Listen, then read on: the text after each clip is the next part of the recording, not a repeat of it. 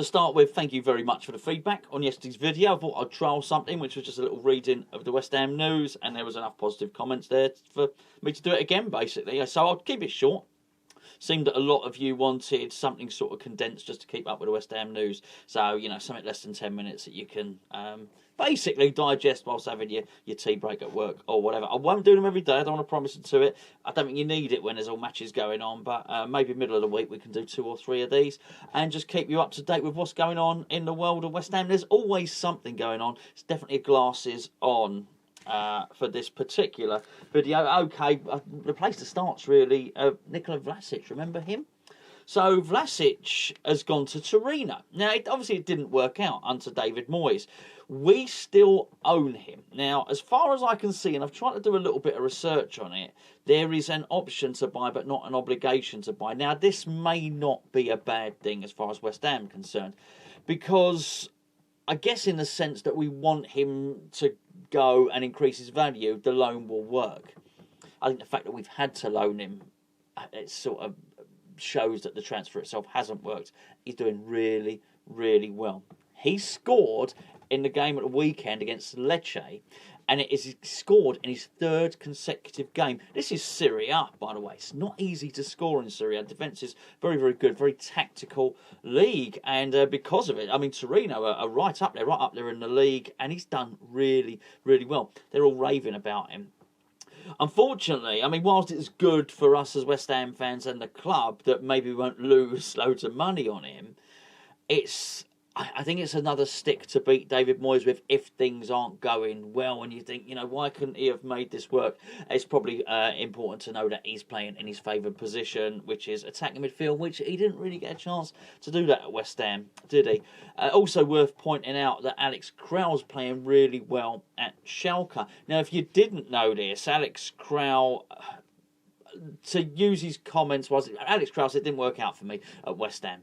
He said, but I remained professional. The only time I could ever let my frustrations and emotions out was when I used to leave training and get into my car. And he would apparently finish training, he'd be very, very upset. He didn't feel that he was afforded a decent chance to really prove himself at West Ham. So you've got Kral and you've got Vlasic there who have gone away, and they're proving that they're better players than they were given a chance to prove at West Ham. In terms of other loans, you'd probably say that Mipo Odubeko, he scored for Port Vale. At least he's not featured too much for Sunderland at the moment. And I should probably also point out, I got something wrong yesterday. I said that Ross Barkley was looking for a club. He signed for Nice. So excuse me on that one. I'm literally just reading off the internet and trying to make some notes. But yeah, he's gone to Nice, so he won't be signing for West Ham. I'm not entirely surprised. Remember when the subject first came up, I did say, you know, if Moyes liked Ross Barkley that much, he would have bought him when he left Everton for Man United. But he did go back to Everton with armed with £30 million. He bought Fellaini instead. So I'm not totally surprised about that one. Scamacca is fit to play against FCSB. It's basically Steaua Bucharest, but we can't really say that anymore. He had the lurgy, really. So anyway, he's recovered. He's been training. He had actually trained. I believe he trained the day before the Chelsea game. So he should be fit and firing and ready for that game. And really, we need him to start, I think, just to... It's not just that we need him to motivate Antonio. Antonio's playing well, but Antonio will cease to play well if he doesn't get a rest. And Antonio needs a rest because, let's be fair, he's played out of his skin in the last 2 games. And we got a really important game coming up at the weekend. So I'll be really pleased to see Scamacca play in that game as well. And obviously I've not got to this part yet. I'm sure you'll watch the preview at some point, and myself and Gio have done. But yeah, it'd be nice to see Scamacca and Cornet get starts in that game. I don't think I'm giving too much away ahead of that video. Callum Marshall, know who he is? Well, if you don't, you will do very, very soon. Callum Marshall plays for our under 18s, 17-year-old. He scored a hat-trick. I should say hat-trick. He scored another hat-trick. Scored lots of them. This was against Fulham. West Ham under 18s beat Fulham under 18s. I was going to say beat Fulham 4-2. Let's get that right. West Ham under 18s beat Fulham under 18s 4-2. Marshall got another hat-trick. He's playing really, really well. Do you know he's scored 9 goals in 4 games? Now, what with Odubeko going out on loan, it would not surprise me at all if Marshall gets a chance in the under-21s. As I say, he's only 17. My word, he's got a really, really good instinct for goal. Do you remember Arsene Wenger coined the phrase "the fox in the box"? It was when he was trying to sign Franny Jeffers. Didn't turn out to be a very foxy at all, really, did he? But no, please don't take that the wrong way. I don't know why I said that, like Franny Jeffers would be watching this video and get offended. I think it's safe to assume Franny Jeffers is not watching this video. But he's got really good instinct, Marshall. Really creates space well.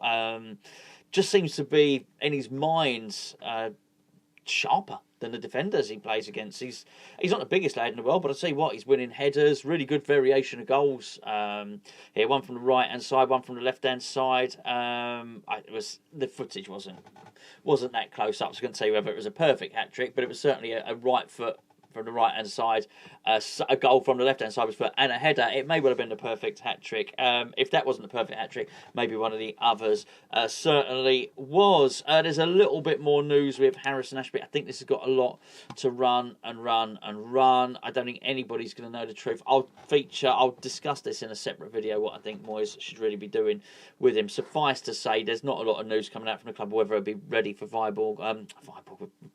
We've already played and beaten Viborg FCSB when we played them on Thursday night in the Europa Conference League, which was our first group game. I'd like him to play. I think he needs to play. I think we need to show him that he's valued. Well, Moyes needs to show him that he's valued. Certainly, just a couple of other little stories as well. One of them made me laugh. I'll get to one of them. I'll leave that until the last one that sort of made me laugh.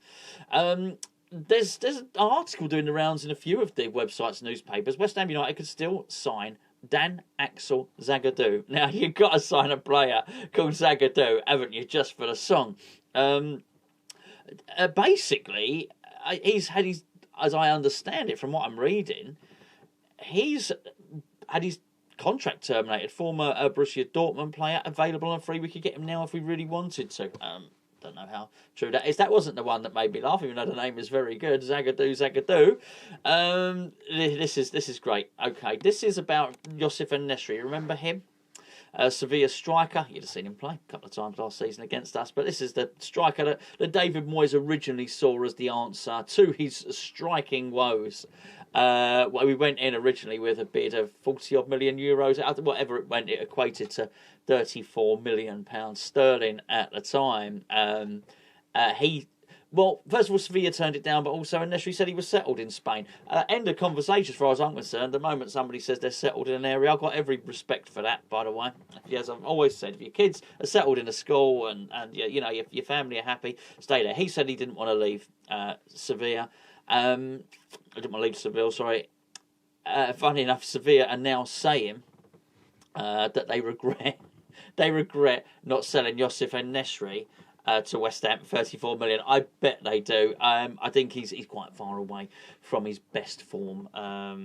3 seasons ago, he looked like the next up and coming striker, in Europe. And funny enough, we just spoke about Dortmund. There was a suggestion that Dortmund were looking at him as the long-term replacement for Haaland. This is, as I say, it's going back a couple of years now. Doesn't look like that's happening anyway. There you go. There's your news roundup. Under 10 minutes, as I say, we'll try and keep it as such. There's always something going on about West Ham, and there's all sorts of other stuff which I thought you probably wouldn't need to know. Just about tickets for the conference game. You can find that stuff out by going on to the West Ham website. Oh, there was one more, so I should just say this. Quick word about Lennon Peake. Who's Lennon Peake? Lennon Peake's a 20-year-old West Ham player who basically he's not played football for 2.5 years. He's fit again. You know the knee surgery that you have, the ACL? Well, he's had an ACL, an MCL, and an LCL. I didn't even know there was an LCL. I mean, this guy, to come back from all that, it's been absolutely amazing. So that's Lennon Peake. We don't know much about him because he's just not played. He's been injured, but he was highly thought of, a real prospect. Anyway, there you go. Let's keep it under 10 minutes. As I said, thanks for watching, and I will be back in the next day or two with another news roundup.